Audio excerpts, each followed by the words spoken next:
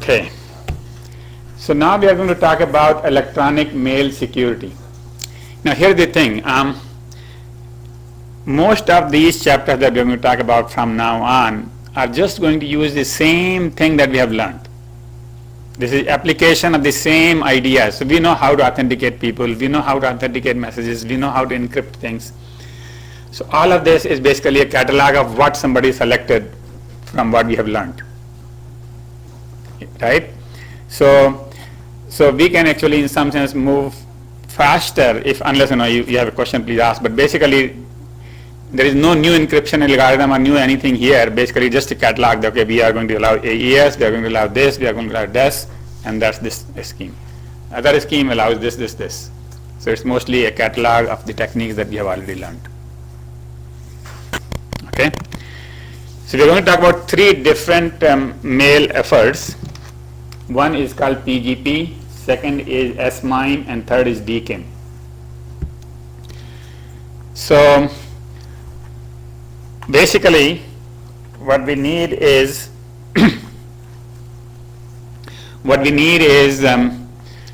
confidentiality, for which all we need to do is select a set of encryption schemes. Authentication, for which we need to select a set of hash schemes. Integrity, similarly like hash. And non-repudiation of origin, basically we have to select again something like source authentication. Right? So that's what we will do. PGP. So the very first one that was done is, and very popular, is PGP. And this is from pre-Outlook days. When there was no other secure way to do anything. And this is interesting thing about this effort is that this is done by one person, Phil Zimmerman. He spent his life doing this. Obviously, he is a millionaire now, I suppose. But he started out as just for the good of the society. And so what he did was, he is a cryptographer himself, so he selected the best techniques and put it into a single package that anybody can use and that runs on any system anywhere in the world. And guess what? He got caught by the State Department for export violation. He was tried. And can you guess what the public response was? Everybody spoke in favor of him. This whole 40-bit versus 128-bit we talked about, right? You cannot export anything 40-bit. You cannot export any confidential information like this, that. So how what he did? He published a book from MIT Press. MIT Press published a book, which was nothing but the source code. You can OCR that book, and it was written in a font that is best OCRable font, right? So the problem of the day was that the government said you cannot export the source code. You cannot put the source code on a website that anybody in the world can do when it is such a sensitive matter. It's like putting how to make nuclear reactors on a website, right?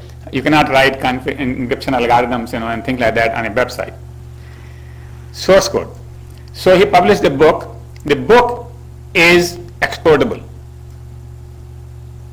because the copyright laws do not have any export restriction, but the code is not. MIT Press obviously was with him, and they published the book, and they said, okay, now anybody can buy anywhere in the world who wants to buy this book, and we won't send you the code. So the government then finally realized that they are really on the wrong track, and they left him alone. After that, his company, his code was bought by one company, that was bought by another company, that was bought by another company, now known as McAfee. So, basically, I'm sure in this process he made few millions, and so he's all set. Anyway, the PGP became so popular that other people wanted to make products which were compatible with this.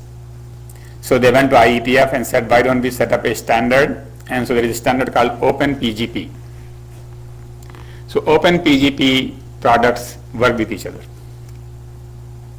And right, because they use the same set of things, whatever open PGP says.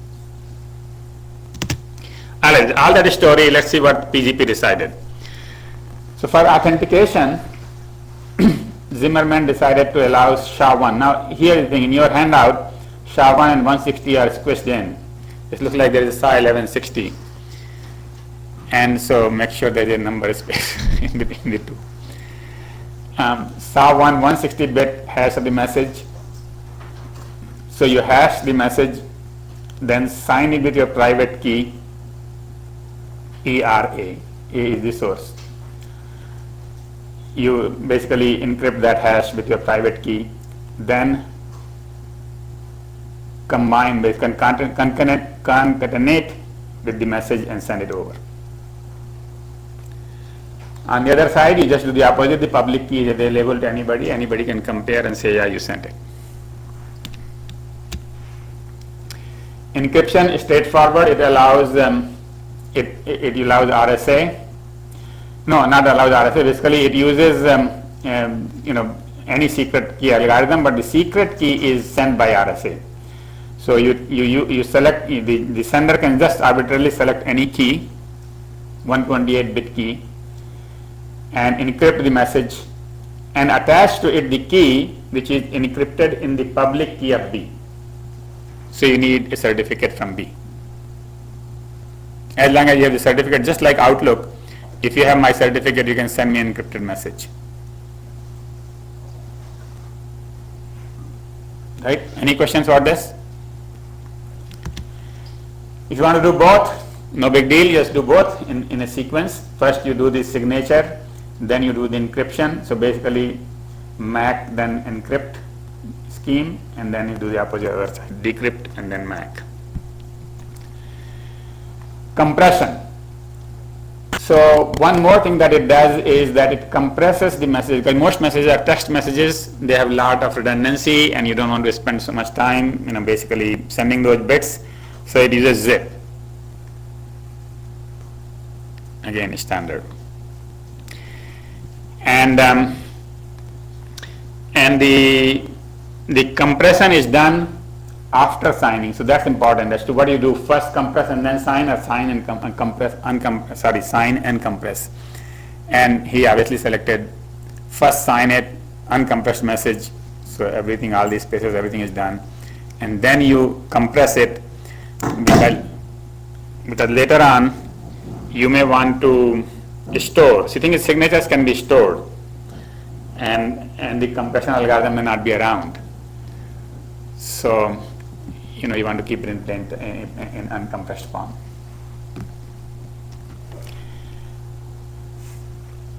So next question is, how do you send non-ASCII characters? And this is true for all mail messages, not just secured mail messages. All mail messages have to worry about how to send it. And PGP selected Radix 64 or base 64. Everybody has a different algorithm. So for example, Outlook might have a different one and somebody else, but PGP selected base 64. And there are many such algorithms which convert any binary text into mailable text. So in this one, base 64 or Radix 64, what you need is 64 characters that can be mailed, and so those are 26 A to Z uppercase, 26 A to Z lowercase, that makes 52, 10 numbers 0 through 9 makes 62, and then you have 2 more characters which are allowed. I think those are equal to and number, I forget the number, those two names. Anyways, there are 64 characters which are allowed to be mailed, no carriage return, no line feed, no anything else, right? So what you do is you take whatever you want to send, let's say MAN you want to send. Now these are all mailable characters, but they are not 6 bits. We want to convert everything into 6 bits. These are all 8 bits, right? So when you convert them into Radix 64, you convert everything into 6 bits. The way you do it is you write down 8 bits first, If you take 3 characters, the total would be 24 bits. It doesn't matter what the characters are. They could be semicolon, they could be character return, whatever you want to say. So there will be 8 bits each. 8 bits each, you get 24 bits. Divide them into 6, you get 6 bits. Each of those 6 bits is translated into the code that we just talked about.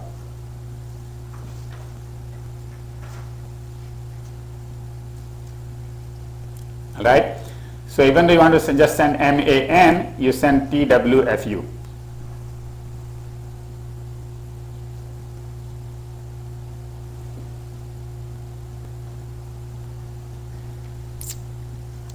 Okay? Any question about this? Now, just like base 64, radix 64, there is radix 32, there is radix 16, there is radix whatever you want. Basically, so in some system, for example, the lower case may not be allowed, so you don't get 26 only 26 uppercase in some mail system. So then you don't take 26 plus take 10 numbers, that is 36, and you use, well, not all 10 numbers, you just use 32 of those combinations. So don't allow certain combinations, certain letters, maybe Z don't allow or something like that. So you just allow 32 letters, and then you divide everything into 5 bits. That would be radix 32.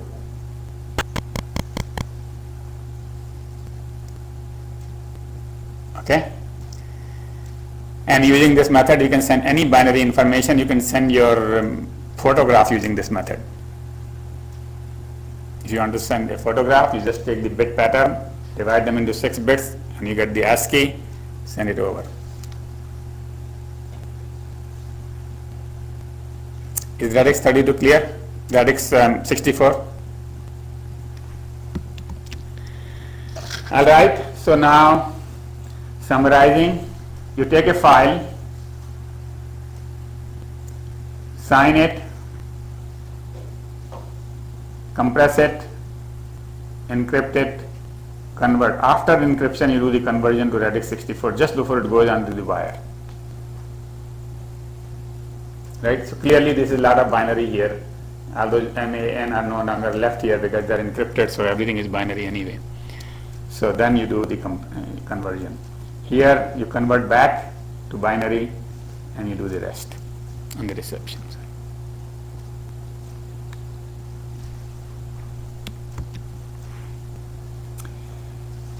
So the session keys, it allows a number of session key secret algorithms. It allows 56-bit DES, 168-bit triple DES, 128-bit cast. So cast is an algorithm which was developed by Carly Adams and Stafford Travers, whatever how you will pronounce it, and has become popular. And then there is another algorithm called IDEA, International Data Encryption Algorithm. So we did not talk about those, but they exist and they are used here. And you can even use cast 128 to generate a key from the keystroke timing of the user. So if you really want a, so PGP, you are running PGP and you are sending an email. So PGP has to decide what should be the key for your email. It could just time your keys and say, well, you are typing fast, typing slow, and depending upon your typing speed, it will determine a key.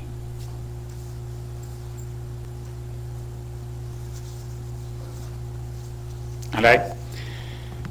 So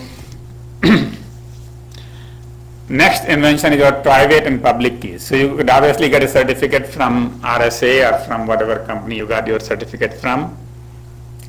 But in those days, certificates were kind of expensive in the original days, and there were not that many companies, there was not that much competition, and therefore you really had to pay heavily for getting the certificate. And so he said, okay, we don't need any company to give you a certificate, any person can give you a certificate. Oh, before we come to that public, that is next slide. On this slide, what we are saying is that you could have multiple certificates, which is possible even today. I mean, like, you don't have to have one certificate. You could go to one company, get one certificate, go to another company, get another certificate. You can get as many certificates as you want. It's like, how many driver licenses can you have? You can go to one state, get one, another state, get one. Generally, they will not give it to you, but some states might. And then Similarly, several countries will give you passport, if you have some reason for that. So you can have multiple certificates, right? So this allows that, and so every key has an identifier, which is basically the 64-bit of the key. The key itself might be 1024-bit, but the least significant 64-bit of the keys. And signature keys are different from encryption keys. Now this is another general principle. I think I may have talked about this earlier, but I want to emphasize that this will show up in many, many applications. You do not use the same key for encrypting as you use for signing. It's like this. You don't write your letter in the same handwriting that you sign, correct? Your signatures are a little bit more difficult to copy than your handwriting. And the reason is because if you go to the court may say, well, we want to decrypt this, give us the key. So the encryption key can be what they need to be disclosed, right? But once you disclose your signature key, for example, if suppose you didn't disclose signature key, then you're all free. Anytime somebody says, well, this was signed by you, say, no, somebody else made it up. I told my key in the code that day. All right? So signature key, nobody can ask you to disclose, and you never disclose it so that your signatures are valid for life.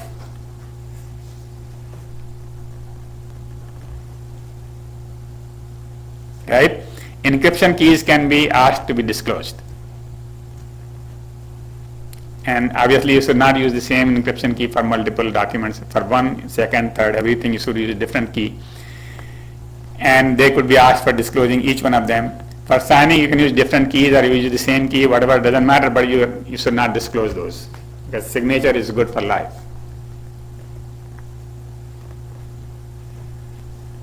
Is that clear? Why you need different keys? Okay. So the message format, basically you have to put all this information into the message. First thing you have to start, what is the key that you use, the key ID. With that, you encrypt the session key, and then you have the time stamp so that there cannot be a replay attack, key ID again, and then leaving 2 octets of message digest. Alright, this is in clear, and then the message digest. So the message digest is encrypted. This notation here, E, means encrypted. This is encrypted, but this is clear. So you get the message digest, and you take the first 2 bytes, you put that in clear.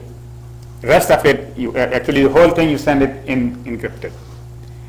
And this is just a double check because you have multiple keys. Maybe my key ID number and your key ID number, this just happen to match in 64-bit, but they are different keys. Right? To avoid that possibility, they put 2 bytes in clear, so you can double check that, yeah, this is the same key both of us use, because the first 2 bytes are same. Alright, so everybody understands the reason for putting this 2 bytes in clear. Nobody says yes, nobody says no. Clear? Okay. Alright. So because there are multiple keys and key IDs is simply 64-bit, there is a possibility of a clash. So they put 2 more bytes here, again clear, okay? And then basically data and file stamp and whatnot, and that is compressed and encrypted, and you can see the keys. This is compressed, this is encrypted, and this is R64.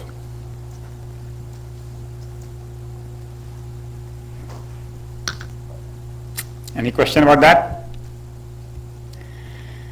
So we talked about key rings. We already talked about it. Basically, you maintain a table of keys of all the correspondence. Private keys encrypted by a passphrase, and the public key of all the correspondence. So you keep your own keys and their keys. It's like a key ring. And with your own key, you keep the timestamp key ID, which is 64-bit. Public key, private key, and your own ID, and similarly here. You keep the timestamp key ID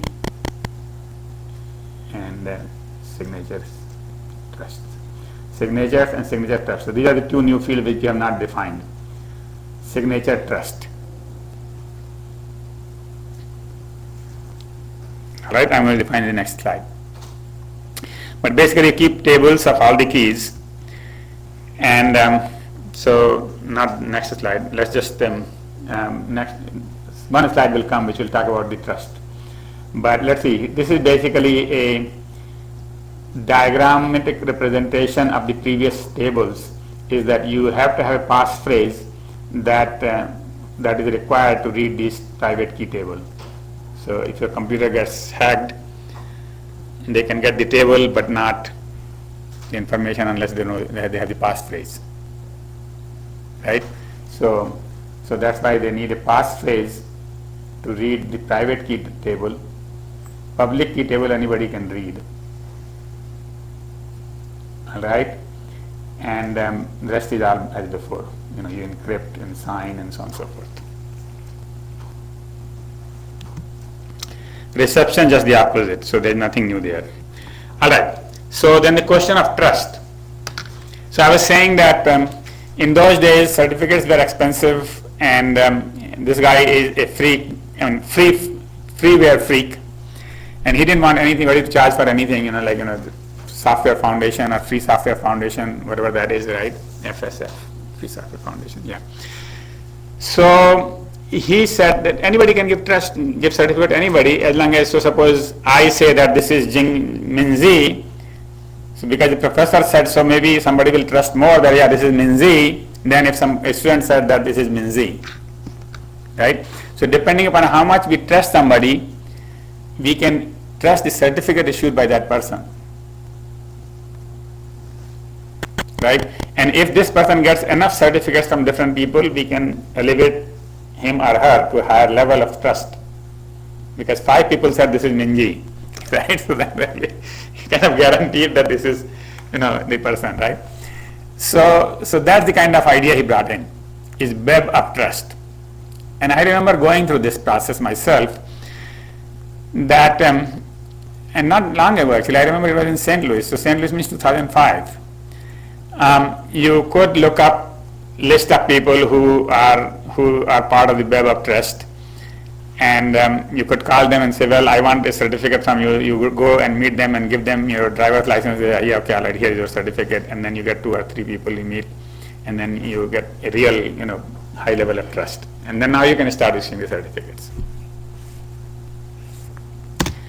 So this is how it works, is that your trust for these different people, A, B, C, D, E, F, G, S, and to S, is different. Is different for them and different for certificate issued by them.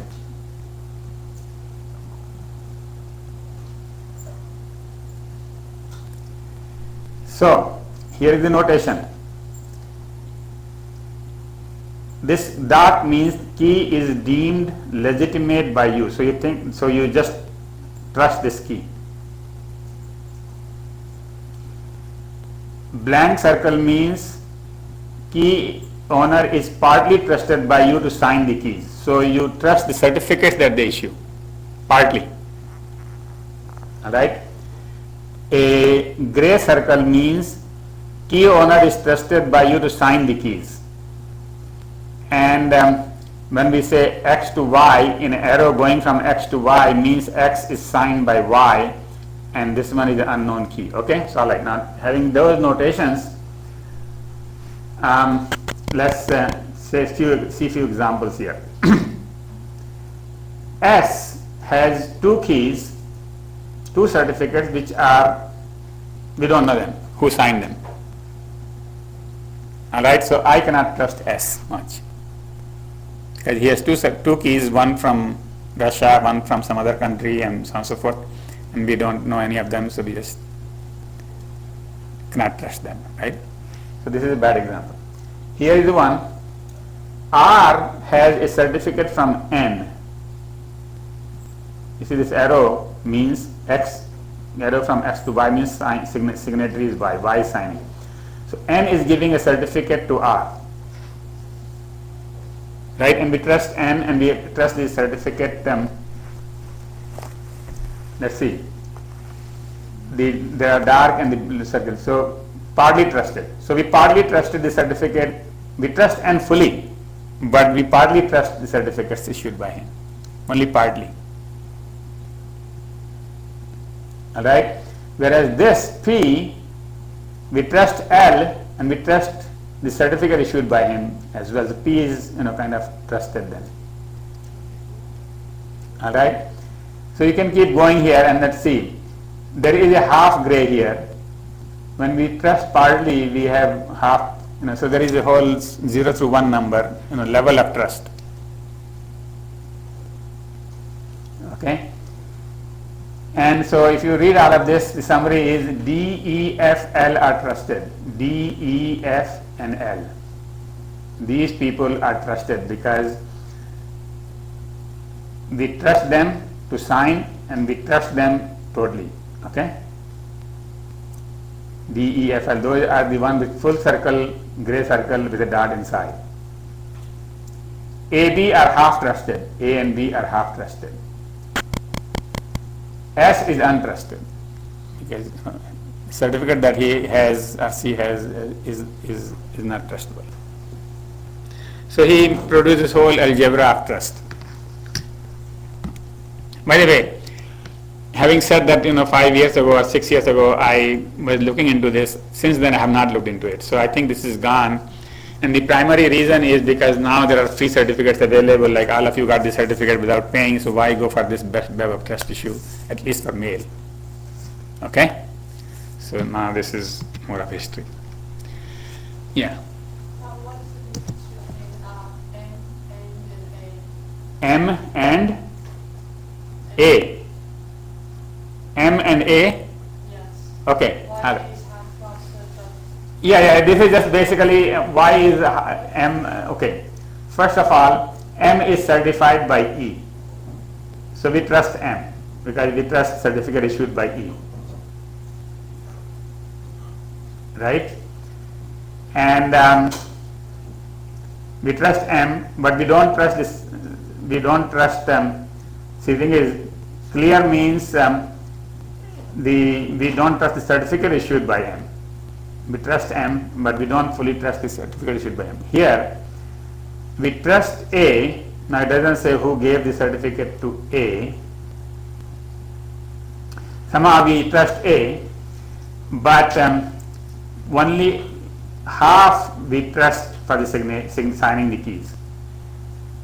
So that's the difference between here. We don't trust him at all for signing the keys. We trust him half for signing the keys. Now, there are two guys, G and H. They are signed by A. So we trust them half, right? But it turns out that the H is signed by two half guys.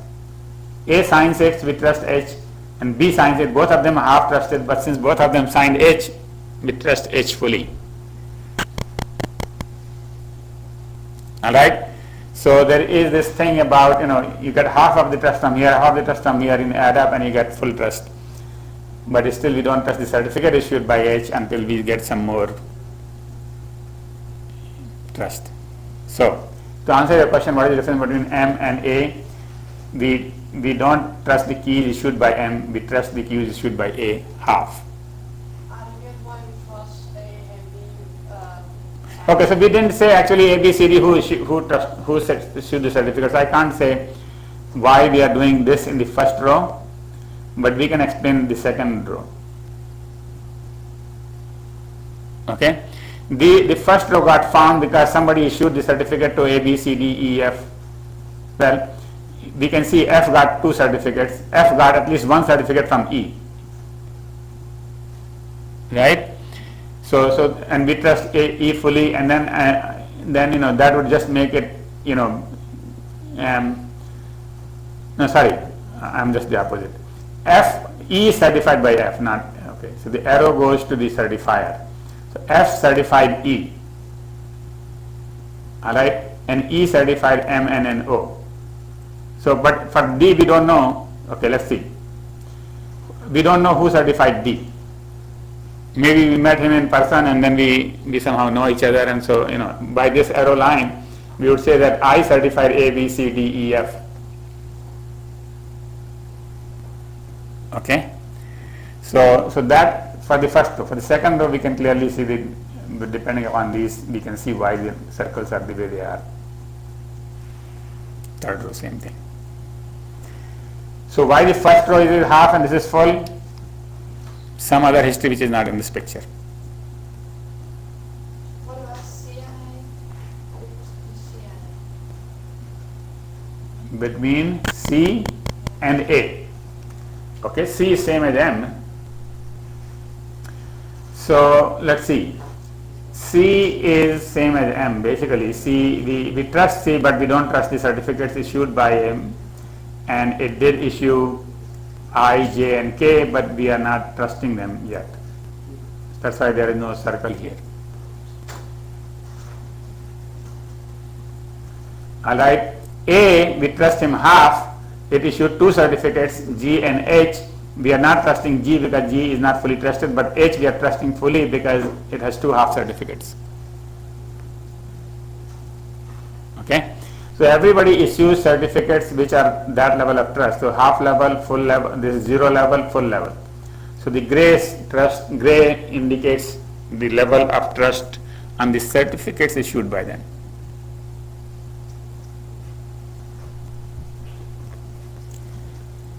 Okay. Alright, so that was kind of new. I mean, this we didn't learn before, so web of trust is clearly new stuff. Now the next thing is how to use certificate revocation. So now if everybody is using certificate, everybody else, now who do you get the CRL from? Right? So for that, they had a simple scheme where whoever issued the certificate can issue a revocation certificate, and I don't know whether that bugged out or not. Nowadays they just use certificates of expiry dates. So you have to worry about if you revoke it before the expiry date, you have to have the previous method, which is that you have a revocation certificate and you can say this is no longer good. You got the email, but that is not mine anymore. My key was resigned last year, and so on and so forth. So that revocation is not clean. I mean, it's there but not clean. Okay, that's all about PGP. Any question about PGP?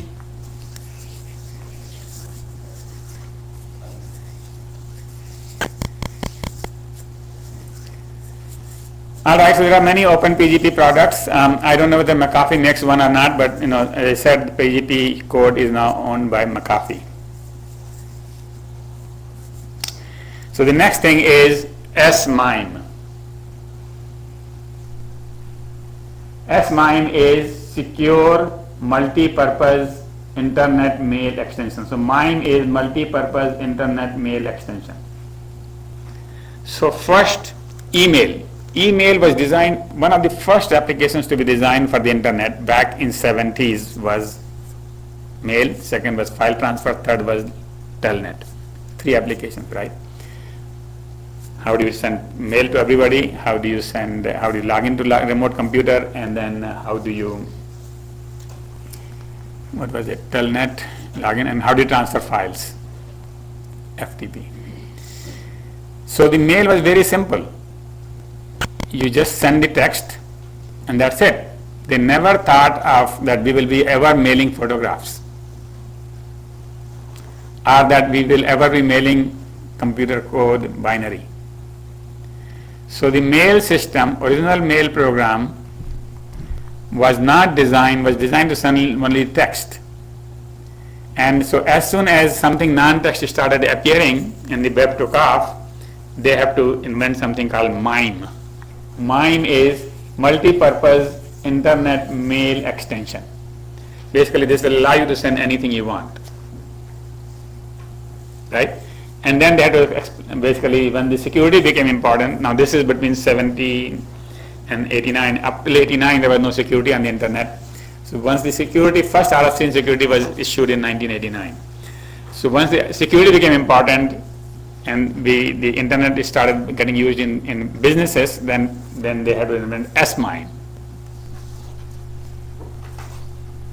All right, SMIME is Secure MIME.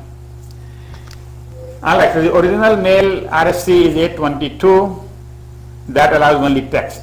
Now the MIME allows you any kind of things, and you could send a 5-part message. First part is the text, second part is a picture, third part is a voice, and fourth part is a video. So you have multi-part.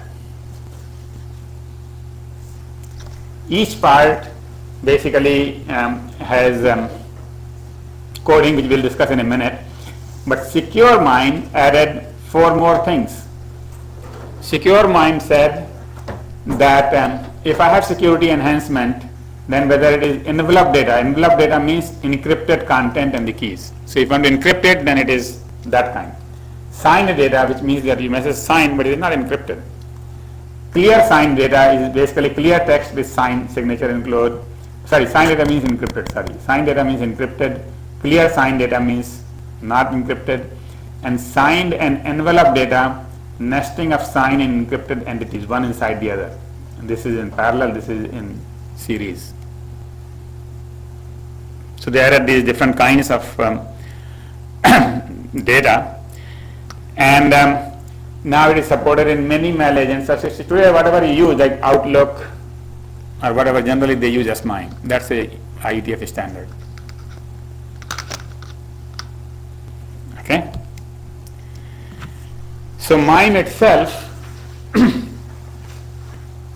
is, when you send a message, it is encoded like this. It says MIME version, content type, multi-part, mixed, boundary, frontier. This is a message with multi-part in MIME format, then frontier beginning, and then content type. That content type is text plain text, and this is body of the message, content type, and so on and so forth. So basically, this is nothing to do with the security. But if you want to send a mail, this is how it goes. If you were to look at the mail on the wire, so to say, right? If you were using one of these tools that let you see things on the wire, Wireshark or some other tools, then this is what you will find on the wire, a normal mail. And so basically it will tell content type. For example, this one says content type application octet stream. This means it is a binary code, executable kind of thing. It doesn't say executable, it says binary code. And you can see that it is encoded in some letters, which is clearly, it says lowercase, uppercase, some numbers, and so on and so forth, right? They don't use Radix 64. They use something called coded printable. That's another coding. So coded printable. If you want to know more about it, you go to Wikipedia. It explains coded printable. Okay, this is not described in the book, by the way. But coded printable is that you just use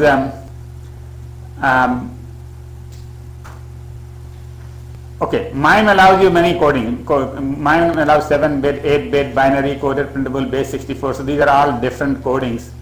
Obviously, it doesn't allow binary. 7-bit, 8-bit, coded printable, base 64. So I'm a little bit confused about how can it allow binary. But let's say coded printable is the example here. It says base 64. Sorry, this example is base 64. And I can see that base 64 and coded printable, but I don't know how it will allow binary and 8-bit. But I think you have to convert that into 7-bit at most. But anyway, coded printable is where you can put the alphabets as they are, alphanumerics as they are. So uppercase A translates to uppercase A, lowercase a translates to lowercase a. Anything that prints translates to that letter. Sorry, not anything that means, sorry, alphanumerics. And non-alphanumerics, which means basically this 652 plus 10, 62 is alphanumeric, right? Those you have to put by equal to sign followed by 2 hex digits. So if you write equal to 09, that means a tab.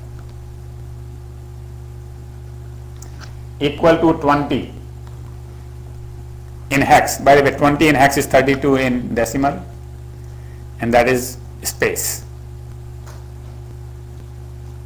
Right? 3D for equal to sign itself. If you want to put equal to sign, you put equal to 3D. Many of you have saved the web pages in MHT. Anybody has heard of MHT, MHTL, MHTML, MHT, HTML, MHTML, right? So that is like MIME encoded HTML.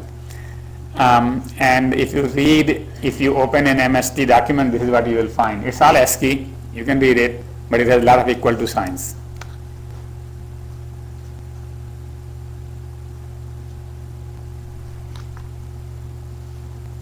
Alright, so much about how the formatting is done, but now again, just like PGP, S-MIME has selected certain algorithms for signatures, DSS and RSA, for hash functions, SHA-1 and MD5, for session key encryption, ALGMAL and RSA, for message encryption, AES, triple DES, RSE40 and others, for MAC, HMAC with SHA-1, and basically there is an algorithm to decide which algorithm to use, have a process.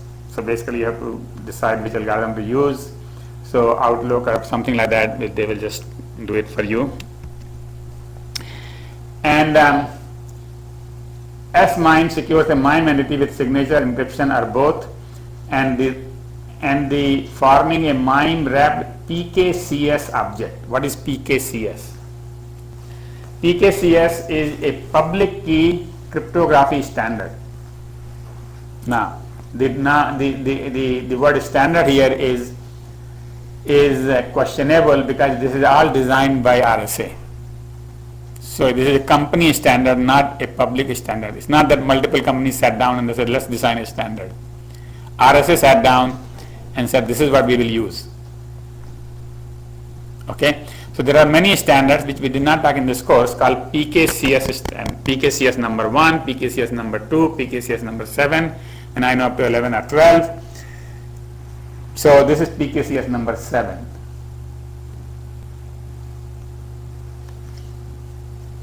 All right, and now PKCS has become a standard because it says it's adopted by IETF. So PKCS was probably protected by some kind of patent, and so it was a standard, was patented a standard, which means if you have used it, you have to pay money to RSA. Just like the RSA encryption was patented before, but now patent has expired on all of these. So all of these, including RSA, have become public domain. So PKCS 7. In fact, when you got the certificate, and if you were using Google Mail, Gmail, it had some file which was PKCS 7 dot something, right? That file, because it was encoded in this format. So signed data, envelope data, degenerate signed data, compressed data, and signed data. This is the meaning of these. This is the subtype. So in that message, you will have content type, application, PKCS7 MIME, S-MIME type, signed data, name is equal to smime.p7m, encoding base 64, and disposition, content disposition attachment, file name is equal to p7m. So I don't know what content disposition is. Maybe this simply says this is an attachment to the mail, main mail. But the key point that I want to explain in this slide is that this is encoded with that, and it is a signed data. And signed data means it's a clear message with signature signed entity. So this is clear message with signature.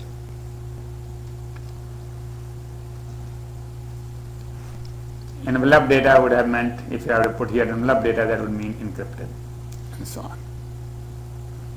Another interesting one is degenerate signed data means certificate. By the way, some lines are missing here, horizontal line. Why are they missing? Yeah, some horizontal lines are missing. Maybe they are too thin to be shown on the screen. But there should be a line right there, and there should be a line right there.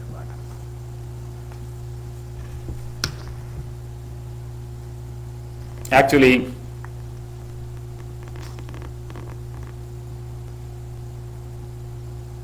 There's a line missing here as well.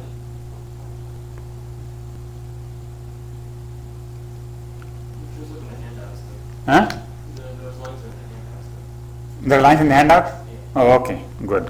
Then you have a better thing than I have here. All right. So certificates. I mean, you have used S/MIME. By the way, when you send that encrypted email to Mark, that was S/MIME. When you received anything from Mark, that is S/MIME. So it uses 509 certificates. That's what you have, and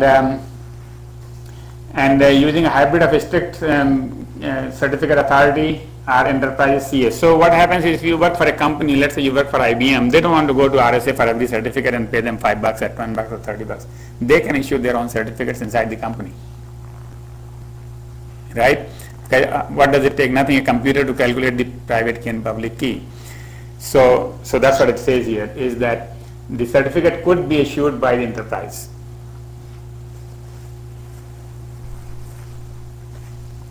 Each client has a list of trusted CAs and his own certificates, just like you have, and several types of certificates with different levels of checks. So class 1 is for email and web browsing, 2 for intercompany mail, 3 for banking, and so on and so forth. Because you don't want to use a very poor certificate for banking, right? That means a longer key or whatever it is, stronger. And not only longer key, it also stronger authentication. Before you get a key for banking, you really have to go with your own driver's license to some office. Email certificate that you got in the mail, they didn't check anything actually. All they checked was that, yeah, you have that email, because they sent it to that email, right? But anybody can get any certificate for any email as long as they have the email, right? I mean, so the thing is, that's all it certifies. It doesn't certify that you are Raj Jain or you are anything else. It just says that you have the email Jain at CSE.edu. Okay? So there are different levels of authentication. Enhanced security services. Basically you can do a few more things, and if you go into Outlook, you can probably get a signed receipt. You can get a priority, and you can get, now the thing is, how do you do secure mailing list? So basically the group broadcast is that somebody has to sit down and separate key for everybody else and then send them the key and so on and so forth, so that can be done. Alright, this much about S/MIME. Any question about S/MIME before we go to DCIM? I think the new thing in S/MIME was simply, let's see, what was new? I think everything was standard. The only thing you learned is PKCS that we didn't use before, but other than that, everything is standard. We just learned basically Radix 64, base 64, and coded principle. Alright, final thing is domain key identified mail. So now what has started happening was that if you send an email and it can be rejected by certain receivers saying that no, we know that this domain has a lot of spam, generating spam. For example, if you ever send a mail, and I have done this, to Boeing using AT&T DSL, it will be rejected because AT&T DSL has produced a lot of spam. Right? What do I do? I'm an AT&T DSL, can't talk to Boeing. And so that was a false alarm, because not everybody on AT&T DSL, they forgot that AT&T DSL is not like, some small thing, so on and so forth. It was becoming difficult to enforce. So basically, just based upon the domain, many of the companies will reject email from that domain. And they used to have a list on the net. So if they receive a lot of spam from, let's say, a company email address called x.y, whatever it is, right, x.com, then that list will go there and will be on that list. You will be on that list. And then every company will check that list and say, oh, we are not going to let your mail go through because you are from a spam list, just by domain name. People said, hold on, that cannot be correct, because first of all, anybody can make up any domain name. Anybody can put anything in the from address. So, if it is, let's say, x.com or wushtel.edu is on the list, but anybody can put wushtel.edu on their email. So they said, okay, everything that Boostel will send will sign it. Boostel will sign it. The user doesn't have to sign it, Boostel will sign it. So now, when you get a domain key identified mail, DKIM mail, that is signed by the company, then you can be assured that this came from Boostel. Now you can do whatever you want to do with it. You want to throw it away, that's your choice, but at least you know it came from Boostel. Right? So does it make sense? What is domain key identified mail? Domain key identified mail is the domain signs it. The user doesn't know. This is totally transparent to user. When you send an email from here, it is quite possible that Boostel signs every email. Okay? And then the people who care about it, read it. Who don't care about it, they don't read the signature. They throw away the signature.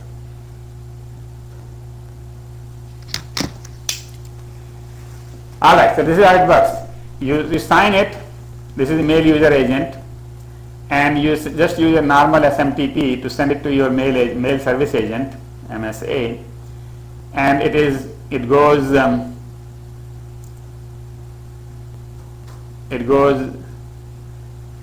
like that. But what we did here was that we signed it right here, signer. And anybody can get my public key, Boostel's public key, by going to DNS and saying, what is Boostel's public key? Right? And hopefully that is correct, because DNS can be played with. So hopefully you get the right key from DNS, then you can verify that, yeah, the signature is correct, so this is from that, and therefore I don't have to put in the junk mail, I can give it to the user.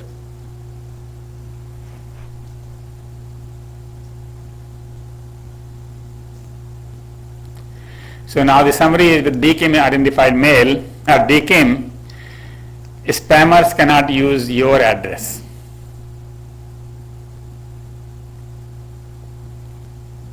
Spammer do use our addresses. For example, I get lots of emails that says that your email was rejected and I never sent that email, right? Because somebody else used that address, right? So maybe if people had DKIM, then at least that part will be taken care of.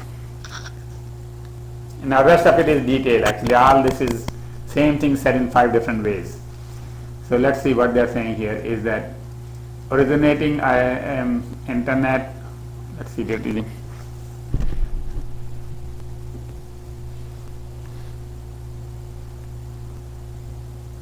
yeah, this is exactly the same thing. It is just saying that if you start with your public key, verify the signature, and if it passes, then you decide what to do with this. If it fails, then you decide what to do with it, basically, kind of thing, So now you have one more thing which is assigned by that. Okay, that's all there is. So summary. So the summary of this chapter 18, 5 key summary points. That you can have, email can be signed, encrypted, or both. There are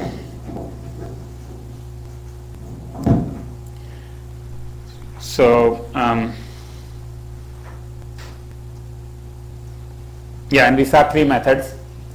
Actually, we saw 2 methods, PGP and S-MIME. S-MIME is what we use in Outlook and most other programs. PGP is one of the older ones. And then we saw DKIM, which is totally transparent to the user. So you don't even know that your company is using DKIM.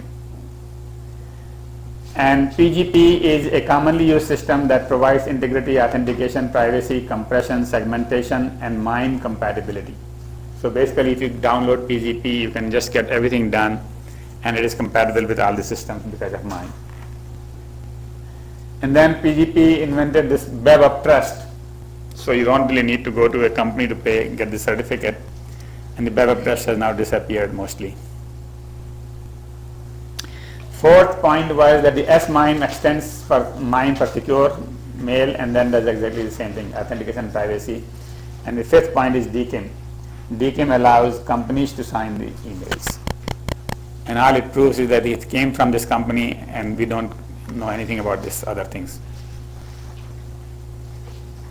Okay? It doesn't even check whether the email is correct. So if I send an email from Boostel and and sign it as Jan at CSE. It doesn't check that it came from Jan at CSE. It is not guaranteeing that at all. It is just saying that it is coming from Worcester, period. Somebody at Worcester sent it. Okay, homework. Homework 18. First 16-bit of the message in a digest are transmitted in clear. To what extent does this compromise the security of the hash algorithm? And encode the text, plain text, using Radix 64 and quoted printable. Okay, the second one is easy. If nothing else, you can go to Wikipedia and get help. The first one is just basically think about as to why they put that in the clear, and would that, how much that reduces the security of the hash. Hash is 160 bit there. Does it make it 159, 161? What does it do?